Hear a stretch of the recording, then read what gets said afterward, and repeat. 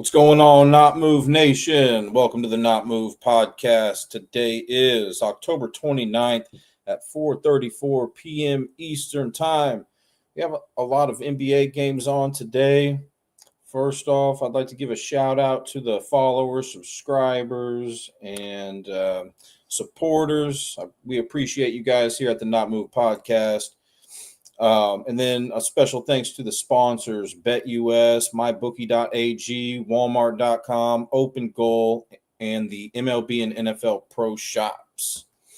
All right. So, yesterday went really well, right? But today's a new day, and we're not going to get too happy about yesterday or get too down about it if we had an off day. I'm just going to keep rolling with the punches here. Now, I haven't had any time to really do any sort of research, okay? So I'm basically just getting to the computer right now. If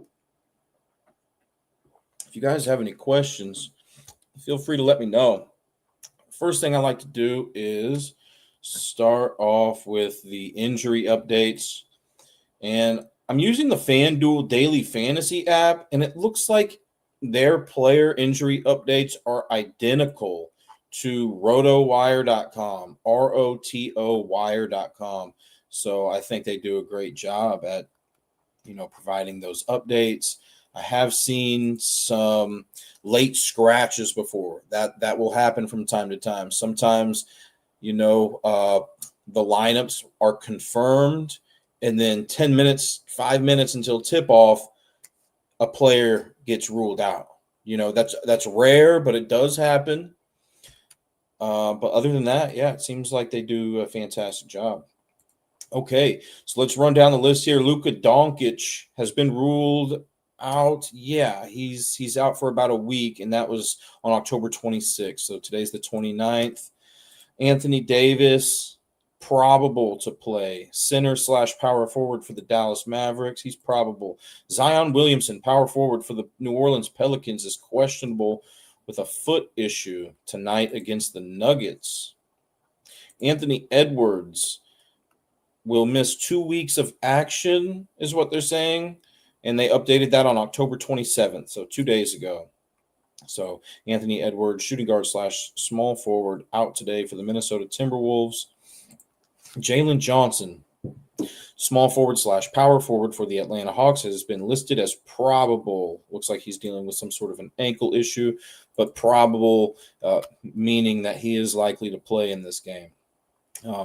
It's very rare where I see a player is probable and they don't play. Jaylen Brown, hamstring, has been listed as probable tonight for the Celtics. He is their shooting guard/small forward, is what they're saying on here. LeBron can run point, Darius Garland, point guard for Cleveland, out. It looks like he's been assigned to the G League or something. Anyways, he's not playing tonight for Cleveland. Azur Thompson, shooting guard/small forward for the Detroit Pistons, is questionable with an illness, but he did participate in the shoot-around this morning. Typically, when players participate in shoot-around, they are more likely to see the floor. Jalen Green, questionable to play. He plays for the Phoenix Suns. He's questionable with the hamstring issue, point guard/shooting guard for the Phoenix Suns. It doesn't look like he's taken the court this season. So that would be a nice acquisition for the Suns to get him up and running. Benedict Mathurin, shooting guard/small forward, out for the Pacers.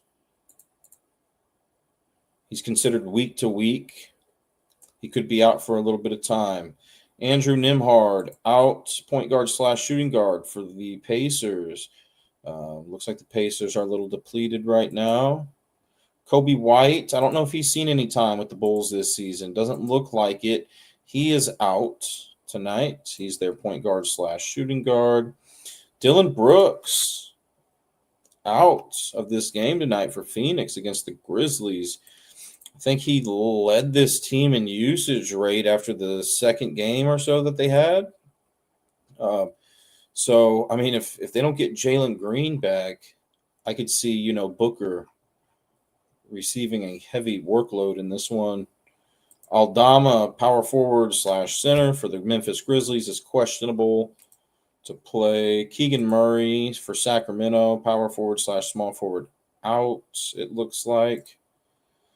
Let's see if there's any other notable injuries that I see here. Cameron Johnson, the small forward / power forward for the Denver Nuggets, is questionable to play tonight. Zach Edey, the center for Memphis, still out. Looks like he has been out. Daniel Gafford, center for the Mavericks. He's doubtful tonight. Doesn't look like he's played at all for the Mavericks this season. Scoot Henderson, point guard. He hasn't played, and it looks like he'll remain out. Zaire Williams, small forward for the Brooklyn Nets, out. Caris LeVert, shooting guard / small forward for the Detroit Pistons, is questionable to play tonight against the Orlando Magic. Marcus Smart out for the Los Angeles Lakers, point guard / shooting guard. So that looks like about it for the notable injuries. The ones that I would really be keeping up to date with here would be Zion Williamson. He's questionable. Jalen Green for the Phoenix Suns, point guard / shooting guard. And if he is available, will he be limited at any capacity? Right? I don't think it doesn't look like he's played at all this season. So he's gotten hamstring issues. So those look like about. And then the Cameron Johnson, yeah, that's important there. So it seems like everything is almost set in stone with the lineups, barring any late scratches. All right. So I'll just run through. Like I said, guys, I had a very little time to do any research today, but I'll just run through these games real quick and just kind of try to give you some information that I thought was beneficial. Steven Adams, no, that's not really. I'm looking at the Houston and Toronto game. Kevin Durant has a 10-3 career record against Brandon Ingram. KD also has a 6-2 career record against RJ Barrett and a 6-2 career record against Scotty Barnes. As far as who I think is going to win in this game, I don't know. I don't feel confident either way in this one. What I will say is that the Houston defense has been allowing some three-pointers to opposing teams. They rank 23rd. If you guys have any specific player prop questions, feel free to ask. Otherwise, I'll kind of make this live as short as possible. The time's limited again here today. Points in the paint. I talk about how points in the paint are extremely valuable. I mean, what are typically the easiest baskets in basketball? The dunks, the layups, the free throws. So if a team is very bad at allowing points in the paint or sending their opponents to the line a lot, I mean, that can be very beneficial if you have a player prop, a player to go over their point total.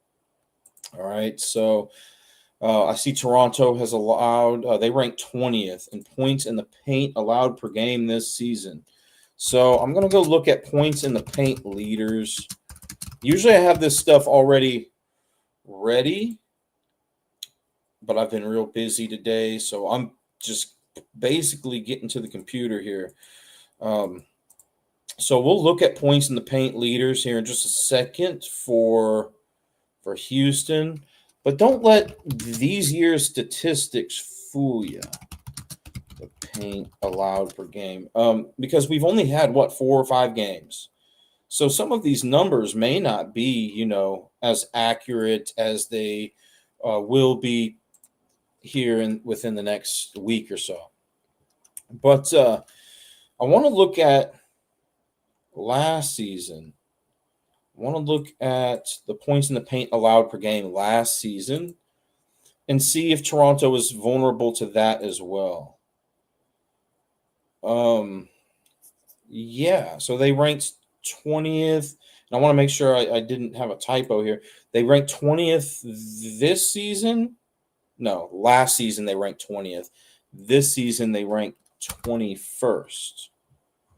So they are still vulnerable to those points in the paint.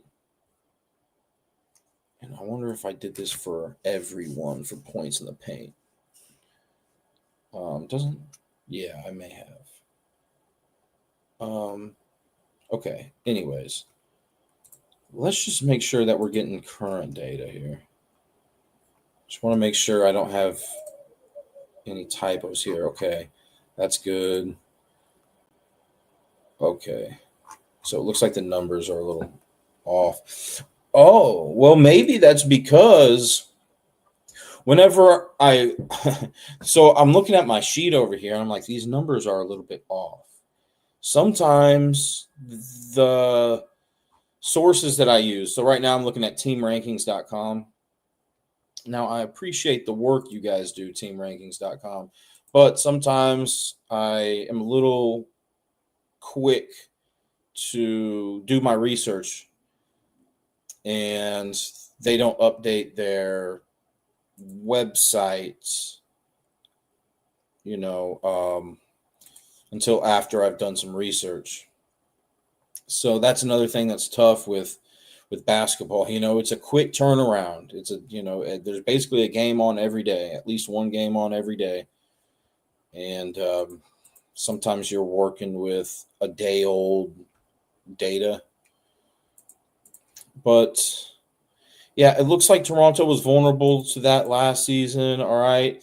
Points in the paint. Let's see if anybody for Houston, Şengün, Amen Thompson, Kevin Durant, all three of those guys are tied for 37th best in the NBA in points in the paint. All right. So if you guys like one of those players tonight, they do at least have a points in the paint advantage. I also mentioned, Toronto, they've actually been okay at defending against the three ball this year. Both of these teams have been good at the fast breaks. But yeah, if you like any of those guys, they've been doing good with points in the paint.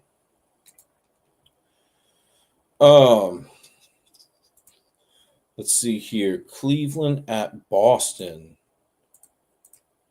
Derek White has a 12-6 career record against Donovan Mitchell. Both of these teams have been good at limiting points in the paint. I believe they were good at it last year too. I know Cleveland's defense was pretty dang good last year. Both of these defenses, if I were to have to lean one way in this one, I'm going to have to lean towards Boston. I don't even know what the line is, but we're about to find out. I think they're underdogs. I did browse at it earlier, plus 4.5. I'd probably take it up to plus 6.5, but 4.5 might be okay there.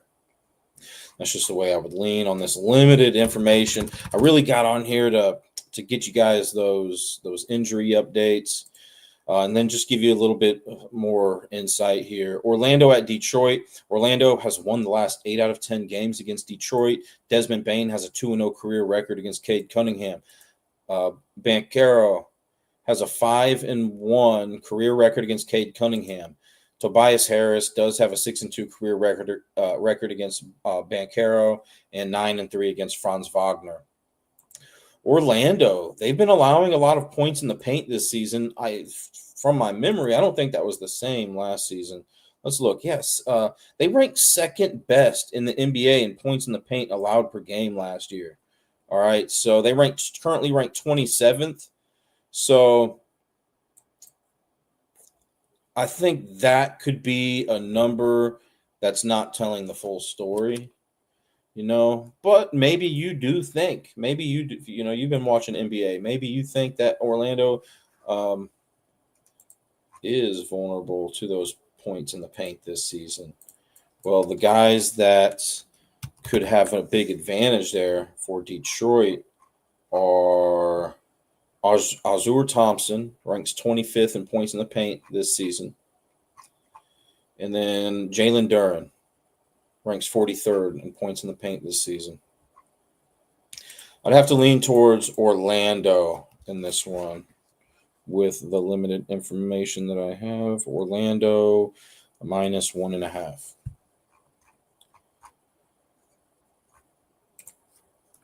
Atlanta at Brooklyn. This is probably my favorite play today. Now, Michael Porter Jr., old Denver Nugget, who shout out MPJ. He does have a 5-2 career record against Trae Young.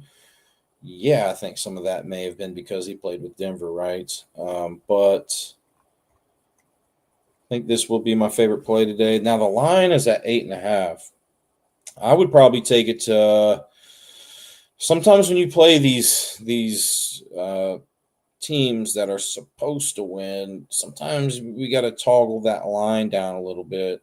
I mean, yeah, I would still lean towards Atlanta minus the 8.5, but I think, I'd feel a lot more comfortable at 5.5.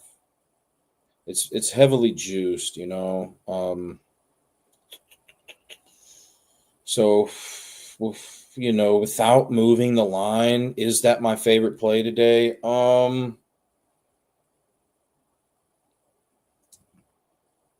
We'll see. It could be. Let's see. It probably will be still. Atlanta by 9+ points against Brooklyn.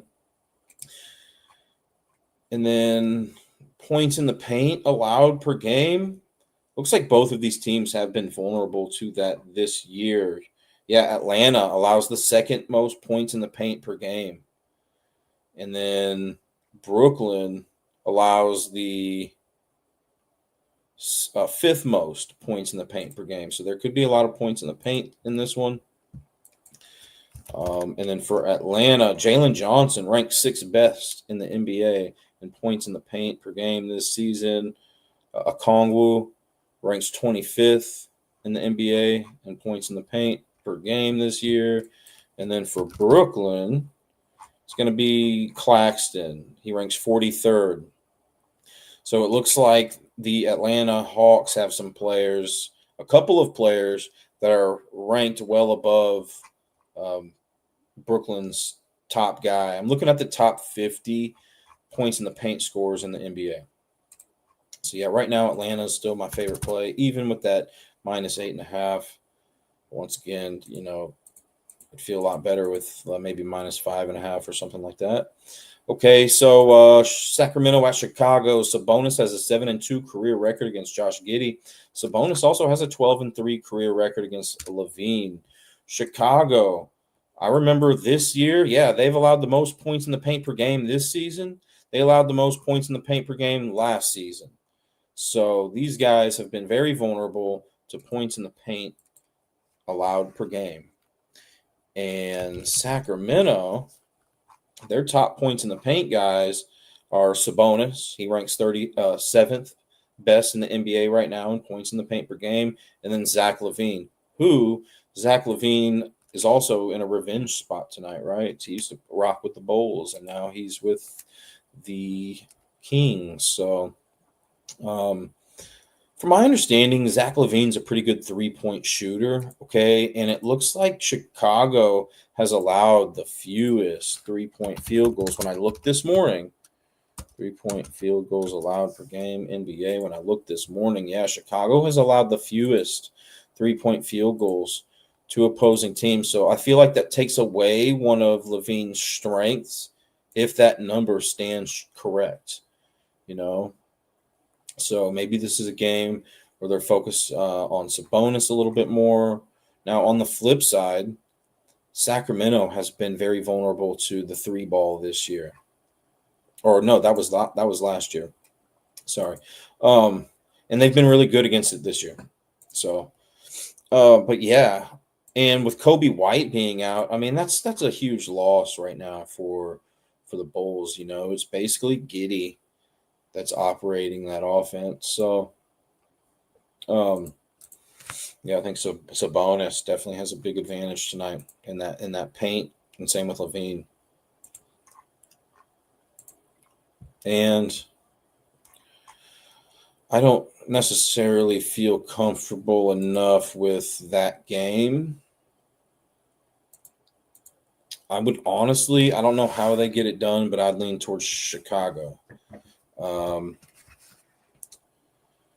It seems weird to me, right? I mean, the Bulls are favored by 4.5. They're without Kobe White. They're 3-0.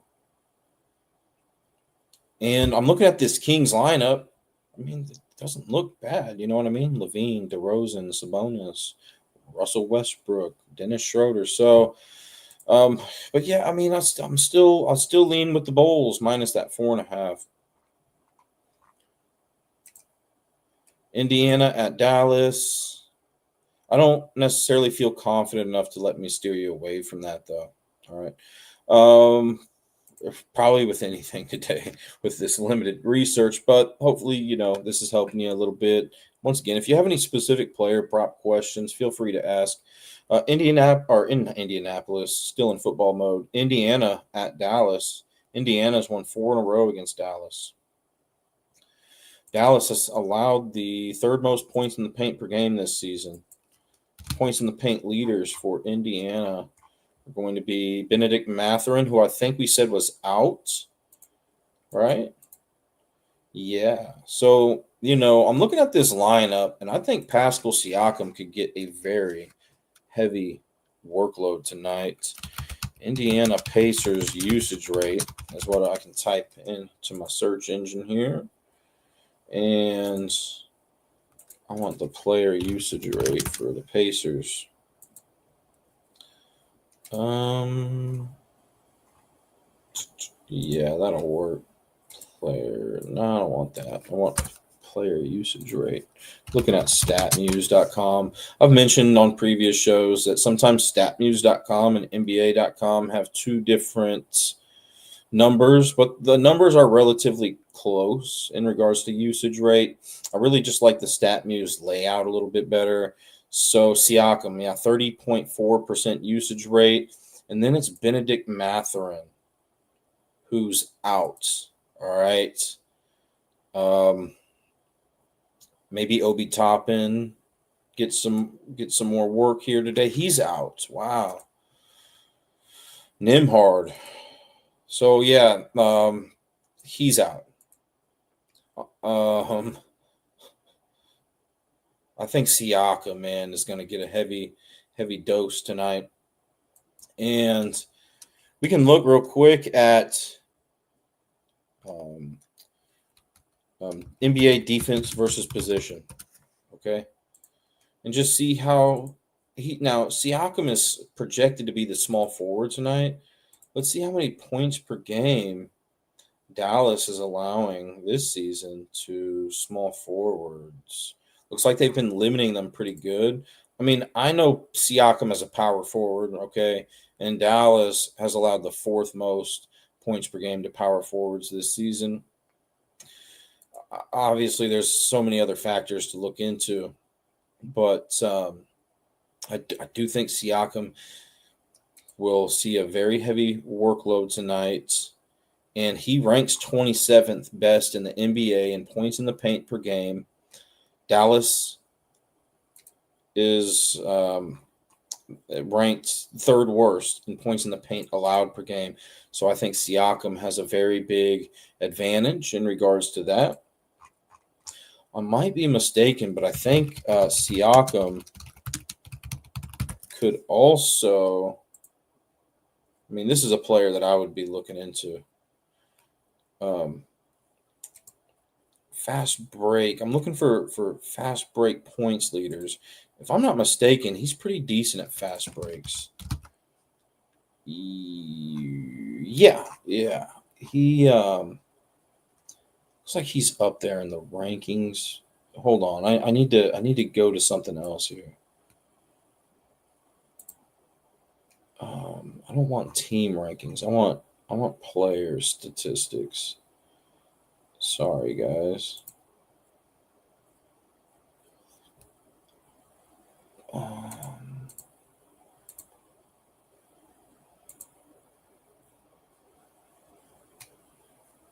Okay, how about this? I got an easier way to do this.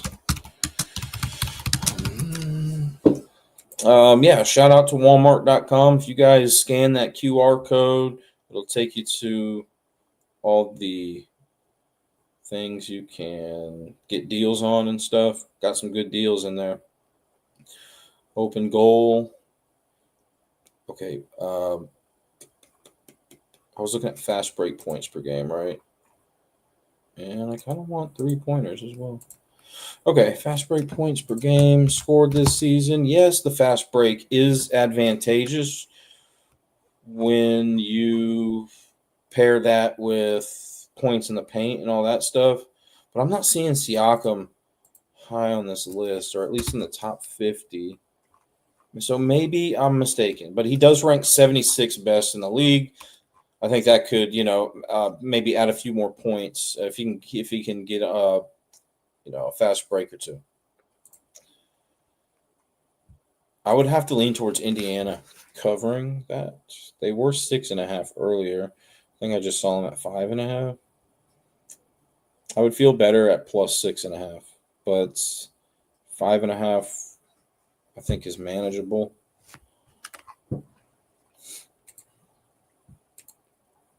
Once again, if you guys have any questions about player props, feel free to let me know. New Orleans Pelicans at Denver Nuggets. Denver's won the last 3 games against the Pelicans. Jokic has a 7-3 career record against Zion, who Zion is questionable tonight.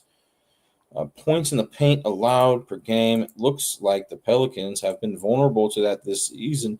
They've allowed the 7th most points in the paint per game this season. And when I'm looking at points in the paint per game leaders for the Denver Nuggets, I think I'll find Jokic and Jamal Murray. Jokic ranks 15th. Jamal Murray ranks 16th. Aaron Gordon ranks 50th. So they got 3 guys in the top 50 right now in points in the paint per game. And the Pelicans are vulnerable to that this season. Fast break points allowed per game. Yeah, the Pelicans look like they are vulnerable to that as well. I think the way that the Pelicans can hang with Denver tonight is by trying to exploit that 3-point defense weakness of the Nuggets. They currently rank 22nd in 3-point field goals allowed per game this season. And the Pelicans, let's see who their top guy is. Jordan Poole. Pool party. I think they'll need to rely on him a lot. The Nuggets have allowed the most points per game to point guards this season. The Nuggets have allowed the 3rd most points per game to point guard. The 3rd most 3-point field goals made per game to point guards this season. And then, if you're interested in that, I would look at the head-to-head history between Poole and Jamal Murray. I would look at Jordan Poole's usage rate and maybe compare that to some other players that have a similar over-under on point total or 3-point total. But especially with Zion being out, I mean, it's actually worth me looking into this real quick. Jordan Poole plays for the Pelicans, right? So Pelicans player usage rate. When I'm looking at this usage rate, Zion Williamson is right there at the top, okay? Then it's Jeremiah Fears, but he's been averaging 24.3 minutes per game, whereas Jordan Poole isn't far behind in usage rate and averages 35.7 minutes per game this season, according to StatMuse.com. I think, if Zion's ruled out, Jordan Poole is going to see a lot of activity in this game. It also could be some of these other guys like Herbert Jones and or Trey Murphy III.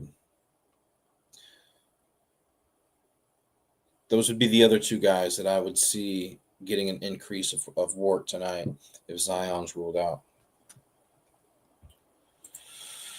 But yeah, specifically Jordan Poole looks like, just based on these year's statistics, looks like he has a 3-point advantage in this one. And he might need to shoot lights out to compete in this one if Zion's out. Okay. Leaning towards Denver in that one. To cover, I think everybody's going to be on Denver tonight, right? Well, a lot of people are going to be on Denver tonight for good reasons. And it might be the number one team that everybody has in their ML play stacks. So, yeah, I see him winning, right? But if you're going to play the spread, I think it's maybe something to maybe something. I would, be a little careful with it. All right. Portland at Utah. Drew Holiday has a 6-1 career record against Markkanen. I'm seeing Utah has been very vulnerable to 3-pointers this year. They've allowed the most 3-point field goals made per game this season. So if you like a 3-point shooter for Portland, you have that working for you. Avila ranks 18th in 3-point field goals made per game this season. Jeremy Grant ranks 30th. Drew Holiday ranks 42nd. Now, we can go to a position and see where Utah has been most vulnerable. They've allowed the 7th most 3-point field goals to point guards this season. They've allowed the most 3-point field goals to shooting guards, which the 3 players that I listed don't play shooting guard. It's Sharp. But Drew Holiday runs point, Avila small forward, and then Grant's usually running that power forward. So small forwards, Nuggets, they've been above average in limiting that, or not Nuggets. When I think of Jeremy Grant, he used to run with the Nuggets, but Portland and Utah. I'm looking to see where Utah is vulnerable at 3-pointers, right? They've been a little slightly above average at defending that small forward position, so it makes me dislike Avila maybe a little bit more just based on that alone. And then Utah power forwards, they've been above average. They've actually been pretty dang good. Centers, they've been pretty bad. But it looks like out of all those 3-point field goal scorers that I was talking about, it's like Drew Holiday may have the biggest advantage in regards to exploiting that vulnerable Utah 3-point defense. I don't know. I don't know about that one. But Markkanen's been balling, I think him and Avila kind of go under the radar a little bit. But Lakers at Minnesota, DeAndre Ayton has a 9-4 career record against Julius Randle, who, Julius Randle revenge game. Randle.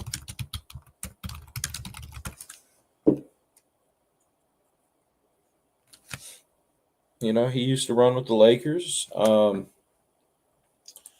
It's worth thinking about. I think him and Levine have revenge spots tonight. Potential revenge spots. And 3-pointers allowed. The Lakers have been vulnerable to 3-point field goals this season. They've allowed the 3rd most per game to opposing teams.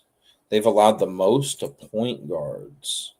So DiVincenzo, if you like him for 3s tonight or points or whatever, I do think as long as he's a good 3-point shooter, which I'm pretty sure he is.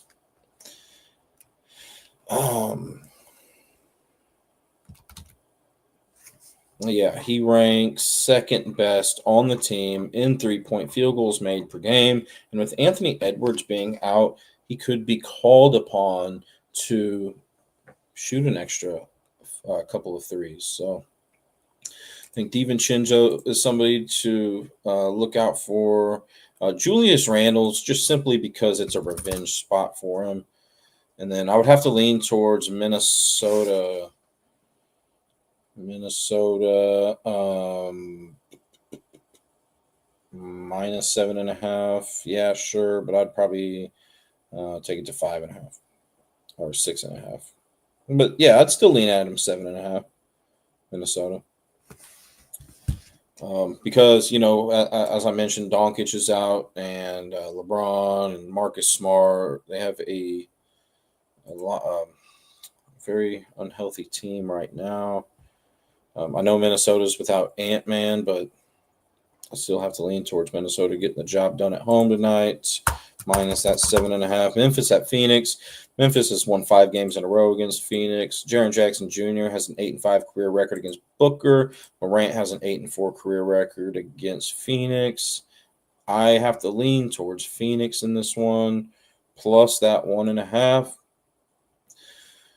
Now, if I were to pull, it's kind of tricky, right? On like when to play Phoenix. Well, Jalen Green, he's questionable. If he ultimately does play, the Suns may turn into the favorite. I don't know if that line is set for him to play or not to play. If you like the Suns tonight, I'll just kind of let you make the call on when. I haven't thought about it enough. Usually I do have a better idea of this, but once again, if he does play, I would check to see if he is limited in any capacity as well. Once again, I'm talking about Jalen Green. Points in the paint allowed. Opponent points in the paint allowed.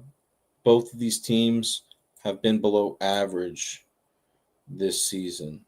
Memphis has been more vulnerable to those points in the paint. When I'm looking at points in the paint leaders for Phoenix, I find Devin Booker ranks 23rd in points in the paint per game. Also, if Jalen Green is out, especially considering Dylan Brooks is out, I could see Devin Booker carrying a hefty workload in this game. Or if Jalen Green is limited, I do expect Booker to be the guy leading this charge tonight. And then Memphis. Points in the paint per game for Memphis. Ja Morant ranked 19th best in the NBA right now, according to NBA.com. So I do think he has a points in the paint advantage in this one. Fast break points. It looks like both of these teams have been vulnerable to fast break points. Not typically as important as the points in the paint advantage. But if you can add, a fast break advantage with a point in the paint advantage, with a 3-point advantage, the more advantages that you add up, the bigger likelihood for success, one would think, at least, right? So, opponent 3-point field goals allowed per game. Phoenix ranks 12th. Memphis has been allowing some 3-pointers. They've allowed the third most 3-point field goals allowed per game this season. So we know Booker is capable of shooting threes, and he's projected to run that point tonight. Memphis has done pretty good at limiting points per game to those point guards this season. And they've done good at, looks like they've done pretty decent at limiting those 3-point field goals. I mean, we can just look real quick. I don't know what Booker's line is, but Booker versus Morant head-to-head statistics. Let's kind of get an idea here. So the most points that Booker's ever scored in 12 career games against Ja Morant is 40. All right, and then I'm just going to try to look for a common number here. I would think Booker's over-under would be, I don't know, man, probably 30.5 would be my guess. I could be wrong. 29.5. So how many games has he gone over 30 or more points against Ja? 1 out of his last 5, 1 out of 6, 1 out of 7, 1 out of 8, 2 out of 9, 3 out of 10. So the history isn't great for him going over that, but has he had usage like that in the past? Probably not. He's probably going to be called upon tonight a little bit more than normal.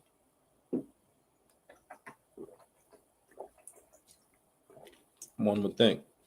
I'm kind of also interested on how good has he shot 3-pointers on Morant. I mean, 3 for 8, 2 out of 4, 0 for 3, 3 for 6, 1 for 5. Looks like he's struggled a little bit against Morant, shooting those threes against him. So, but yeah, I'd lean towards that Phoenix plus 1.5 there. Yo, what's up, Goated? Thanks for the comment. Thanks for joining.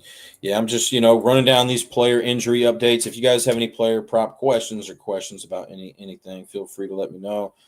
I was really limited on time today, so I don't necessarily have the information that I usually do prepared for this show today, but I really wanted to come on here and, give you guys those player injury updates. Once again, I like to use rotowire.com, ROTO wire.com. I think they do a great job with those injury updates.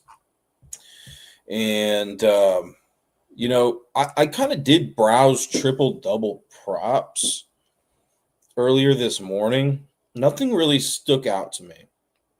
Now, Jokic is always a triple-double threat. And I didn't actually look into his, but I looked into pretty much everybody else's but Jokic's. But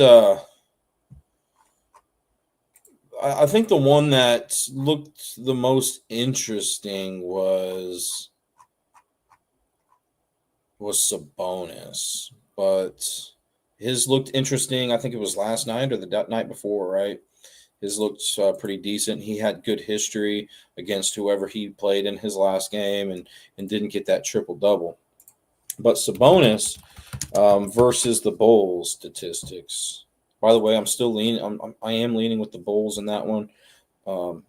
But Sabonis versus the Bulls, he's had a triple-double in his last 3 out of 5 games against the Bulls. I don't know what's going on with him this year, I don't think he has one this year. Let me look to see what that triple-double line is. I like to definitely do some shopping, with those triple-double lines if I were to play a triple-double line, because one book could have a completely different line for one guy than another one does. So, but yeah,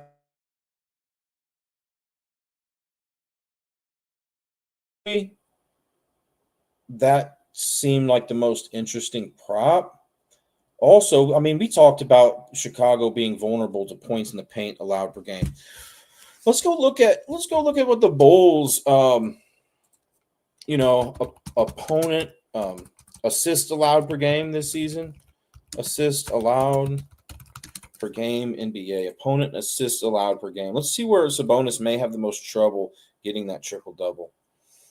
Chicago, they rank 11th best in opponent assists allowed per game. So they have been above average at limiting those assists. And that's where Sabonis missed, I believe, in his last game with that triple-double. But look, guys, last year, Chicago allowed the second most assists per game to opposing teams. So it's probably somewhere in the middle, would be my guess. Probably somewhere in the middle on how they do against opponent assists. And then rebounds. I mean, I think they were bad at rebounds too last season. Opponent rebounds allowed per game. In the book I was looking at had 17-1. If you're looking for a flyer tonight,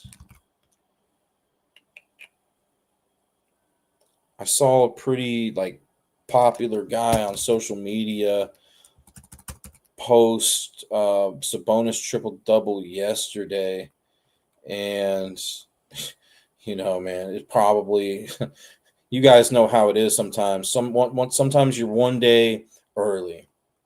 So maybe this is a spot. But I remember seeing somebody in the comments. They were like, "Dude, Sabonis just he's not getting it done anymore." But that's not what I'm necessarily here to talk about. I'm trying to find this opponent rebounds allowed per game. So yeah, Chicago this season ranked 13th best. Last season, Chicago ranked second worst. So I think there is a decent chance Sabonis gets that triple double tonight. Um, first basket score. First basket score. Oh, first basket score. Not something that I've spent all day doing. I mean, I haven't done a whole lot of research on anything today. Been just juggling, life with football and basketball. But what I do know about Michael Porter Jr., I'm a Nuggets fan, as I'm sure you guys know. But Michael Porter Jr. versus the Hawks, against the Hawks. Now, once again, I did say Hawks were my favorite play tonight. I think they were -8.5 or something. But hear me out. The last time Michael Porter Jr. played a game against the Atlanta Hawks, he was the first point scorer in that game. He hit a three. So that was actually on January 1st of this year. So I think Michael Porter Jr. took a 3-point field goal in his last game, not against the Hawks, just his last game, and missed.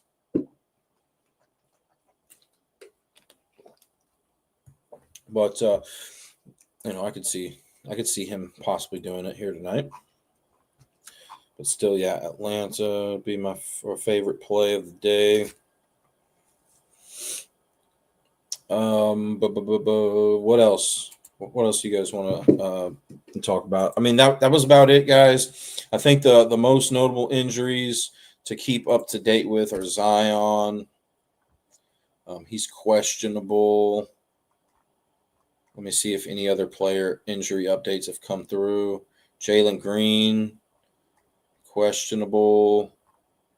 Those would be Cameron Johnson for the Nuggets. I really wish I had more information like I usually do for you guys, but I just don't today.